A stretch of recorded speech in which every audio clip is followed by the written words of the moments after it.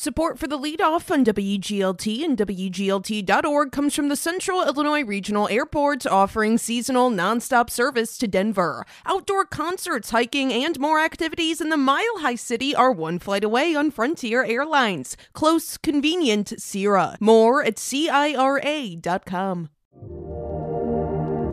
The connection between climate change and those dust storms on I-55 may not be what you expect. It's one of the things you need to know to start your day for Tuesday, June 25th.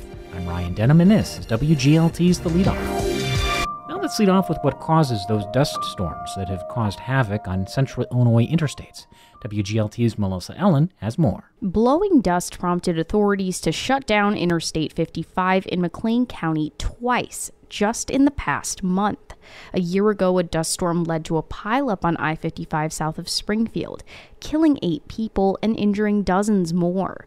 State climatologist Trent Ford says you typically need 3 things for a dust storm: dry, erodible soil, consistent straight-line winds, and farm work like planting or harvest that churns up dust in fields. I-55 is in the line of fire because it runs north and south, perpendicular to wind that generally moves west to east. And with few trees and other windbreaks, if a dust storm kicks up in the right area of the state, it can really get going. Dust storms are rare in Illinois, and Ford says it's not something that's tracked as closely as, say, tornadoes, making trends in frequency harder to detect. Ford says there's also little evidence so far about any connection to climate change, which is generally creating wetter springs. That is the opposite of the conditions needed for a dust storm. There's not a lot of plausible evidence saying that climate change is driving more frequent dust storms in Illinois. Ford says soil conservation is the best weapon to reduce the risk. He points to soil protection methods like cover crops, no-till farming, and lining row crops with trees. Those are all management strategies that have all sorts of benefits, but also have the mutual benefit of reducing the risk of wind-blown dust and creating dust storms. For The Leadoff, I'm Melissa Ellen. Here's some other stories we're following in the WGLT newsroom. Peterson Healthcare's creditors are asking a federal bankruptcy judge for permission to delve deeper into how money was shuffled among the Central Illinois Nursing Home Company, its CEO, and his other businesses. Normal police are investigating a shots fired incident late Friday night in the 1000 block of Samantha Street, just south of Hovey Avenue. An apartment was hit by gunfire, but no people were injured. Comedian Craig Ferguson is coming to Bloomington.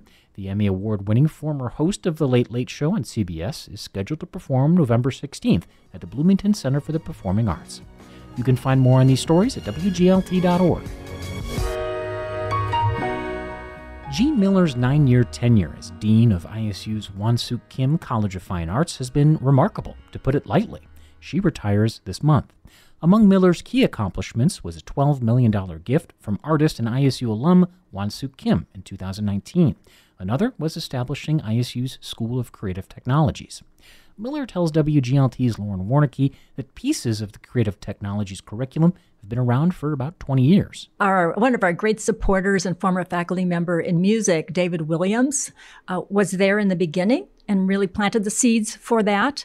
But as we went further, the students who came to ISU and had interest in evolving technology gravitated toward creative technologies, even if they were originally from music or theater and dance and the other arts, because of the technology piece and all of those disciplines. And also in interest as the gaming programs across the country and in the world became more popular. That's what students wanted to do. Then we introduced the audio and music production that opened the doors for students who have diverse interests and would like to make original music in a variety of instruments or on their computer.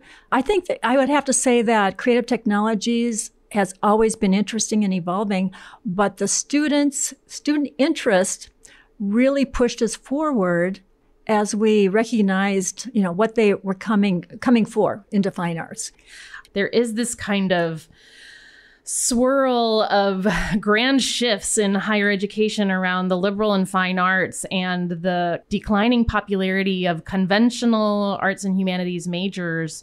And so do you see programs like the School of Creative Technologies as kind of a rising tide lifts all boats, or are you finding that there's kind of a shift in the interest of students away from other more conventional theater degrees or music degrees, for example, into those more technology-driven programs? Our music enrollments in, we call it the studios, with trumpet and with tuba and oboe and bassoon, which really surprises me, a cello. The studios are full, and we're having to hire more faculty to come in and teach a second studio in each of those areas.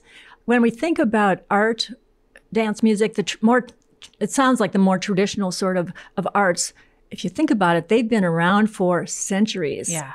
And they aren't going away. So the third of the triptych of sort of really concrete accomplishments that you point to is teeing up this nearly $70 million infrastructure investment in a much needed update to some of the College of Fine Arts facilities. This may be painful history for those in the larger community and on campus as well. But as a reminder, this project was a $54 million project approved in 2009 due to lots of issues at the state level and other levels.